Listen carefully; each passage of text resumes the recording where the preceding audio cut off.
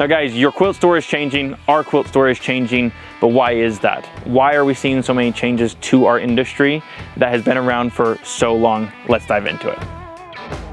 Now guys, I'm not saying the quilt store is going away, I'm simply saying that it's changing. There's a lot of things that have happened in our industry over the last 5 years that really made some impacts into the local quilt store market. You're seeing other quilt stores dabbling in other kinds of fabrics, other kinds of materials, and other kinds of crafts even. What you're finding in the store is starting to change. We're seeing that more products are being introduced, but not just more notions, another fabric company, I'm saying completely different industries are now being added to our quilt stores. Now, some of you guys say, well, Tiankum, that's because Joann's closed and now people want apparel fabric and they want this fabric, they want that fabric.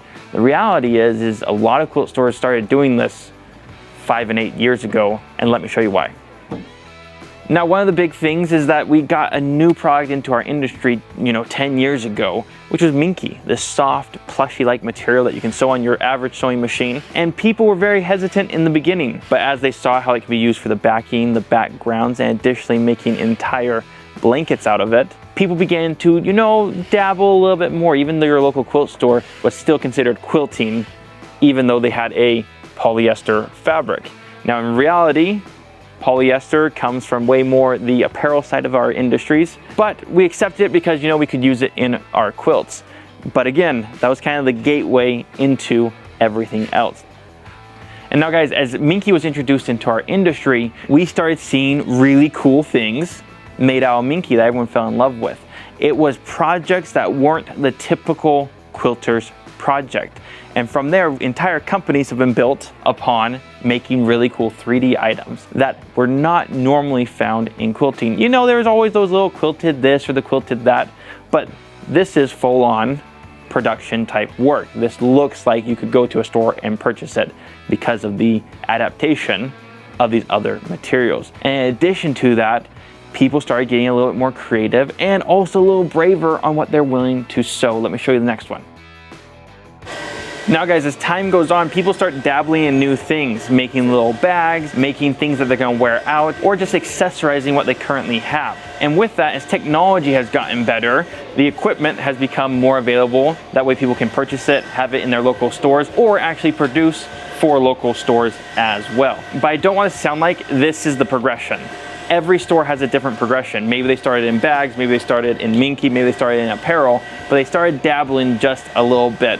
And even Sew Yeah started dabbling in some other things as well. Let me show you. You got a knife in you? Even here at Sew Yeah Quilting, we're getting the feeling that things are changing.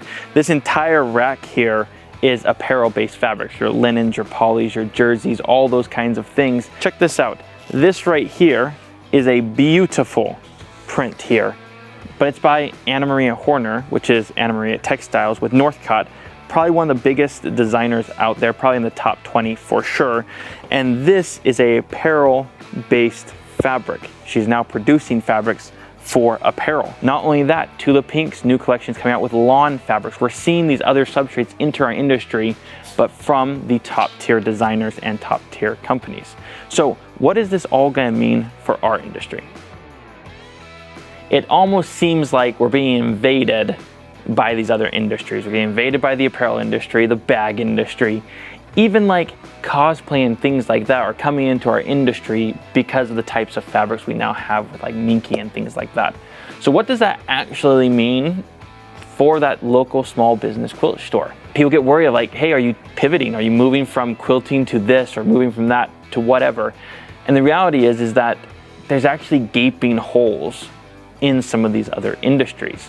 Like for instance, if you bag makers out there love bag making, name me 10 bag making brands.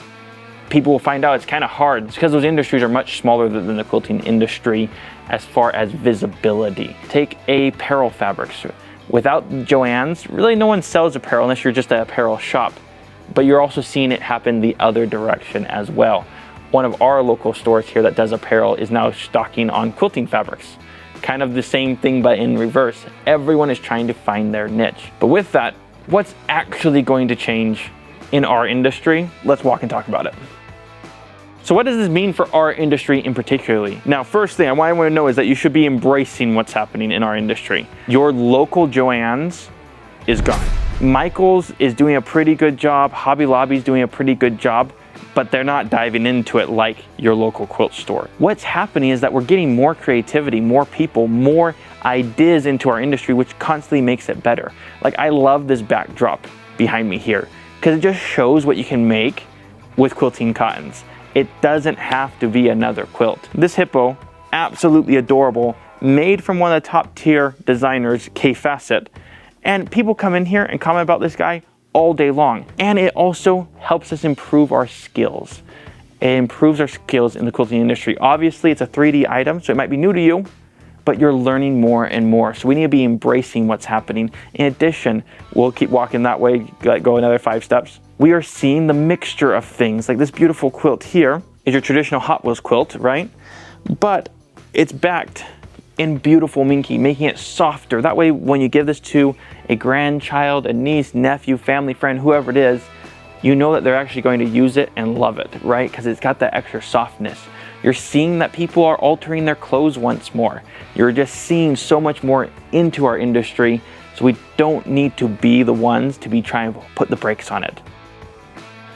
So guys, the moral of the story is that your local quilt store is changing. It's changing for the better. It's becoming more accepting of other industries. It's not just this hard line anymore of that's apparel, I'm quilting, but it's hard for change. It's hard for change, and I know that. This is one of my favorite displays behind me because it kind of shows how things used to be, right? But when we say all the time, you know, I just don't know if I like this change, you gotta realize that this is where we came from, and now we're moving forward. And we loved when we got a powered sewing machine. Although there was people back then saying that would never work. The more that enters this industry, the more likely your quilt store is going to continue to thrive, the more likely you're going to make new friends, and the more likely that this industry is going to continue to grow. So with that, guys, I hope you liked today's video, and I hope you even try something new. Maybe try a 3D item, maybe try one of our bags, do whatever just to continuously improve your sewing skills. And with that, if you like this video, hit the like button, subscribe to the channel if you're new, and don't be afraid to share it with your friends. Thank you so much for watching. We'll see you on the next one.